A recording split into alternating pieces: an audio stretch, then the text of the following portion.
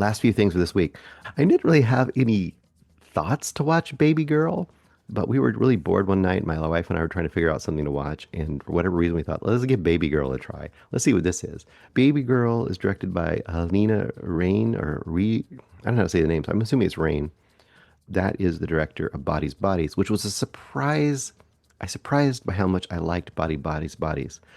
I thought it was going to be super annoying Zoomer snarky comedy, which it was, but it for whatever reason it really worked for me. It also felt like one of those movies that's going to have all the people that are stars later on in it. A lot of them are already stars, but you get those movies like Outsiders and stuff where everybody in there ended up becoming huge 20 years later, and Bodies had a little bit of that vibe as well. Anyway, Babygirl stars as Romy, Nicole Kidman, as Jacob, Antonio Banderas, her husband, and Samuel, played by Harris Dickinson. And he's the young strapping man that comes to Nicole Romy's office. So this is presented as, when I went into this, I thought, is this going to be like a serious dissertation on psychosexual dom culture, really peeling back the veil and letting us look inside this world, blah, blah, blah. And it presents itself that way. Or is this going to be a 90s style potboiler, fatal attraction, disclosure, pick your Michael Douglas, Hands of Rocks the Cradle, pick your Michael Douglas starring sexual thrillery kind of thing from the 90s that's very, like I said, potboilery, very overwrought and funny and camp because of that. And this movie, it's teeters right on the edge. I feel like, unfortunately, I feel like it teeters too much on the edge. I feel like it wants to be taken seriously and make a serious look at the role women are forced to play and that women are more complex and you can't necessarily understand a person without understanding their desires, stuff like that. On the other hand, it veers like it almost wants to just go full camp and full overheated drama, sexually charged drama. And it's almost, I wish it would have tipped one way or the other a little more because there's some stuff in here that's just too ridiculous to not be intentionally at least bordering on camp and funny. Things like this. Okay. So obviously Nicole Kidman's character, she's like a executive. And she works at a high-powered job and she's very high-strung and stressed out and in control at all times. That's the stereotype character for this kind of a sexual drama, except usually it's the dude, right? So the role reversal, of course, right off the bat is going to be different, subversive for this kind of movie. But what isn't subversive for this kind of movie is the ridiculousness of it. And that is, so she's that kind of person, right? Oh, Antonio Banderas is artsy and longtime husband and loving and caring and sensitive, but he can never get her off because he's just not crazy enough. You see that it opens with them in bed and he's just enjoying the heck out of it. And when he's done, she runs off to the other room to find some dom sub porn. And that's what gets her to the over the edge. And immediately this is their character. She's gonna have to, something's gonna change.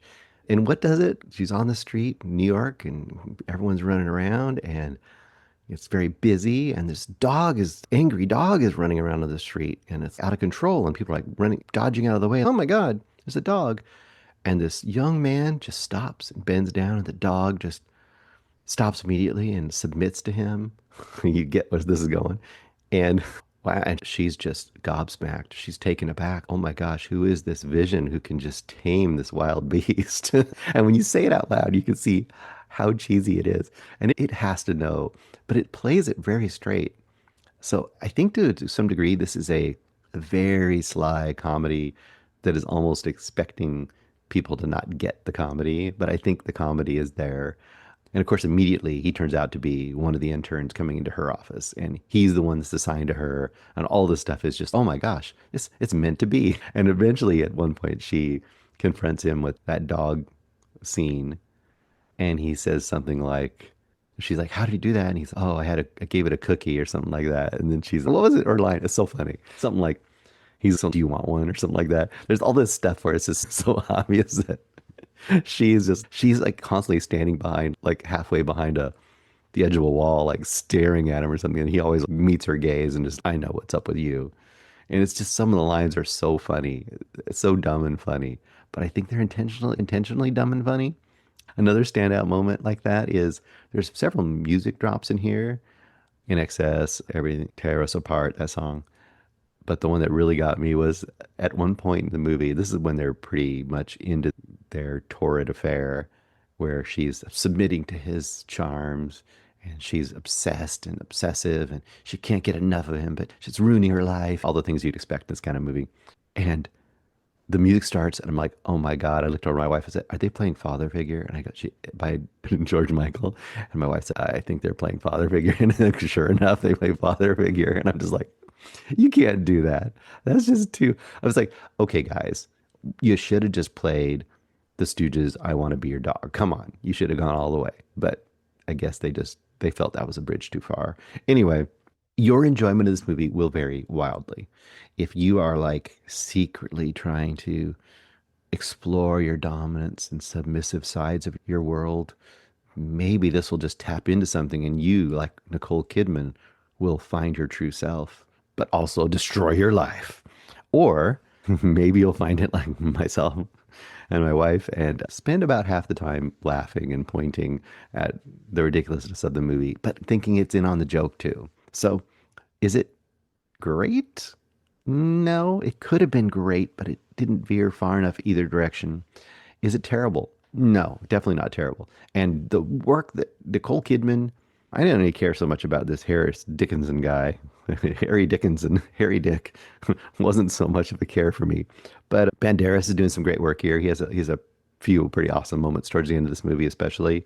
And Nicole Kidman is just doing, she's putting her all into it. This is one of those movies, Anderson over at the Film Vault, he talks about this sometimes when there's a movie that's not so great, but then there's this one actor just putting everything into it and he feels bad for the actor. I don't feel bad for Nicole Kidman here because she's putting her all into it and I think she's in on it too, but she's playing it deadly serious. And I think that is a good call because on a movie that's ridiculous like this, playing it deadly serious makes the comedy, the subversive comedy, more effective, I do believe.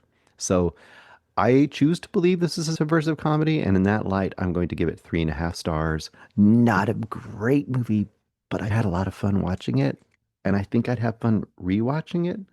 I think it it's pretty funny. I hope to hear you say I'm not crazy about this. I hope people don't say, you know what, Bruce, this is a very serious movie about kink and power and a woman's role in society. How did you not take it seriously? That could be an outcome. And if it is, oh, I guess that's where I will lie. Okay, like a dog on the street needing a cookie.